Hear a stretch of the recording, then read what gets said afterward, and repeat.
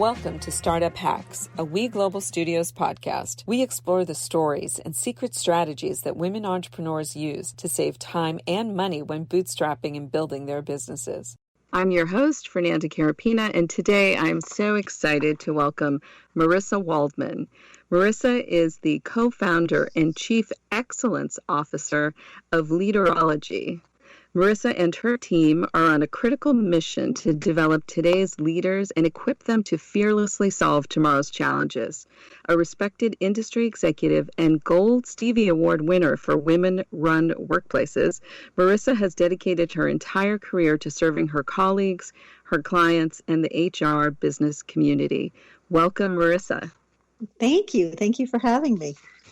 It is our pleasure. I'm so excited to do this interview and for the audience to really get to know all of your secret strategies around leadership. So I thought maybe we could start by giving us a little context about your background, where you grew up, how you got started in this field.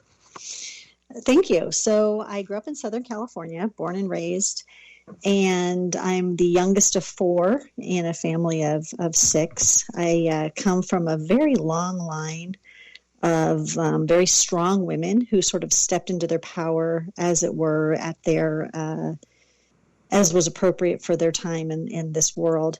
My mother is a serial entrepreneur and the first feminist I ever met. She was reading The Feminine Mystique and stating her place in the world back when I was in pre-adolescence, and actually graduated with her bachelor's degree on her 50th birthday, and really showed me how to go after what I wanted.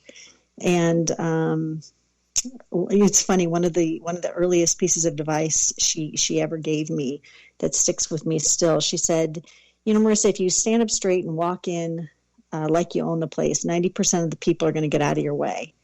And a little bit of a fake it till you make it kind of mentality, but she continues to be a very confident, intelligent woman, entrepreneurial, funny, driven, and I learned a lot. I learned a lot from her.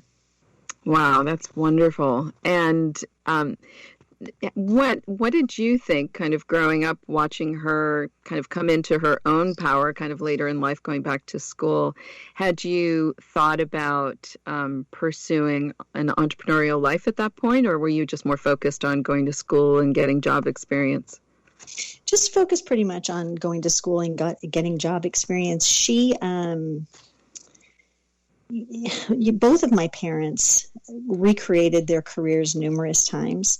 And so I was fascinated watching them. They were deeply in love and had a very strong marriage. And they still found tremendous satisfaction and passion from their careers. And so I came from a place of believing that you can have an incredible family life and an incredible career. And I didn't want to settle for anything less. And so I started off my career actually pretty early on running law firms and then moving into career counseling. I was working at a very young age with welfare moms who the state of Florida required them to get jobs, and they didn't quite know how to go about doing that. And so I was hired to help in what we called the Job Club, teach them how to look for work. So early on, I was very invested in helping people find satisfaction from their work. And I think because of the entrepreneurial spirit that I was raised with, which sounds sort of cliche, but I believed, I always made the mistake of thinking that I kind of owned the company everywhere I worked. I had a very much an owner's mindset, sort of coupled with a need to be of service and to be helpful. And I brought that to everything I did long before I started my own company. So talk to us a little bit then about your transition from kind of corporate work to kind of more of your entrepreneurial life, especially in the leadership area. So I've been in the leadership area for, 25, 30 years, a long time, helping people with their careers, helping people step into that leadership mindset, regardless of whether they are leading people or whatever their title is. I have a strong belief and point of view that everybody can be a leader if they want to accept the challenge and if they want to lean into that. It kind of comes from I don't even know, an internal locus of control belief that the world is happening and I can have an impact. I can step into that. And so what I started to see in the market was a need for sort of a fearlessly authentic leadership movement. And it was missing. It was missing in the marketplace. The focus was on leadership development competencies and helping people give good feedback. And all those things are important as you're developing teams and change management, et cetera. But I didn't feel like people were tapping into their own authentic leadership style. They were trying to put themselves into a particular box, whether it was sort of the flavor of the month, whether it was servant leadership or whatever. So we wanted to start, my partner Jillian Lapetito and I wanted to start a company, a movement, if you will, that helped people really step into their fearlessly authentic selves and to operate in an environment and to create an environment that has a lot of psychological safety so that the people in and around them can also embrace their fearlessly authentic selves. And I find this so fascinating, especially the locus of control, which is a psychology term that many people don't hear that often. I'm wondering what you felt were some of the roadblocks to people really, and especially women, let's talk about women specifically, that women came across in order to really tap into that authentic self. I think the number one is imposter syndrome. And I have sort of a controversial stand on this. I think imposter syndrome is phenomenal.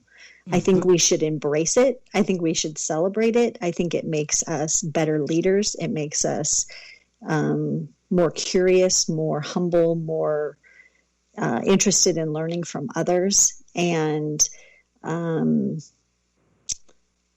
think it's important to understand that we don't know everything and we never will. And accept that and embrace that and use that as a secret weapon that encourages one to continually seek out support, learning, and more information from others. One of my favorite things to say is, I don't know, but I'll find out, because that means I'm about to go learn something new and different. It's funny because we actually have a second podcast that We Global Studios does called Mindset for Success that focuses almost exclusively on mental health related issues and imposter syndrome and various things that women struggle with. So for our listeners, why don't you define a little bit about what imposter syndrome is, just in case some listeners might not know? Well, especially as it pertains to women, research has told us over and over again that men are often promoted into roles or given extra responsibility based on potential, whereas women are promoted into more senior roles or given more responsibility based on work they've already done. And that, coupled with the fact that women think they have at something before they step out and give an opinion. And when they are called on to give an opinion, they often feel like, oh gosh, I'm an imposter. I'm not good enough. I'm not smart enough. I don't have enough experience, etc. And it holds them back. And often that noise is so loud in their head, they can't, they have like a fight or flight response, and they can't think clearly. They can't be their most innovative selves, etc. And so my response is, rather than trying to convince yourself that you are good enough and to beat down the imposter syndrome, I say we are who we are. We don't know everything. If you're put in a situation where you don't have the answers, say, I don't know. I'm confident enough to say, I don't know. Let's go find out. Let's go speak to an attorney. Let's go find an investment specialist. Let's go talk to the CPAs. Let's go find a subject matter expert. And let's lead from the edges. Let's bring smart people together. Let's collaborate. and let's come up with a better solution. Because imposter syndrome often, as you're trying to beat it, you'll fake it, and that doesn't make anybody feel more confident. Right, exactly. And do you feel that there are certain strategies that really help to booster that up for women who maybe struggle with it? I think, I've given women homework when I'm coaching them to go to the next situation and say, I don't know. And I'll find out. Just saying the words, I don't know. And you know what? It's amazing. The world keeps spinning. The sun keeps shining. The birds are chirping. And what people find is that they get more respect by accepting that and bringing together the people who can help with the right answer. Going back a little bit to the locus of control, I'm hypothesizing whether some of that, and I'm probably projecting here based on my own background here, just to be completely upfront, I'm wondering whether that skill is facilitated if at a young age you were given a lot of responsibility and independence, so you developed a sense of security in your ability to figure it out. I think that's true. And I also think it's with my own children, I never celebrated their success. So if somebody studied hard and did well on a test and brought home a good grade, I never said, oh my gosh, I'm so proud of you. I always said, wow, you must be so proud of yourself. Or wow, how does that feel? Because I wanted them to internalize it, that they took control.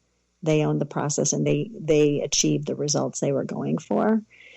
And so I do think that's true. I was given a lot of responsibility as a child, and a lot was expected of me, and I stepped up. So I felt that I had control over a lot of things in my world as they were happening. I wouldn't say I had control over things in the world, but I could impact the outcomes. It didn't happen to me. It happened, and I could impact that. And in your own practice, so talk to us a little bit about Leaderology. So how has it been a couple years now that you've started your own firm? Yes. So Jillian and I had the brilliant idea to start a firm in the most crazy time of our lives, right before a pandemic and a recession decided to hit. So we started the company. It was 2 years ago, February 1st of this year of 2021. And we, in a lot of ways, it wasn't a startup. It was more like a rocket launch. The relationships that we had developed over the years in the community 100% surrounded us and lifted us. And we were immediately successful and immediately financially secure through those relationships and people championing us and fighting to be our first customer. So we launched, we had tremendous success. And then coming into 2020, we're in a position to say to the team, look, there's this bizarre pandemic beating down the door. We will definitely be going into a recession, but we have a full year's salary in the bank for each of you. So you're safe. If we don't make one more deal for a year, you're safe. Let's pivot. Let's be our most innovative selves, our most creative selves, and let's go big. And the team stepped up to the challenge and just crushed it. So it was a stressful and exciting time. Wow, that's incredible. And for our listeners, because they may not, they wouldn't know this, but you were fortunate enough to have left corporate work that was in the same field, so you were able to leverage that experience and those relationships to start fuel your business when you started your own company. So let's discuss a little bit, because I'm curious in terms of your pivot, which is so exciting. So how did you pivot during COVID in an entrepreneurial way that you felt really helped you grow your business?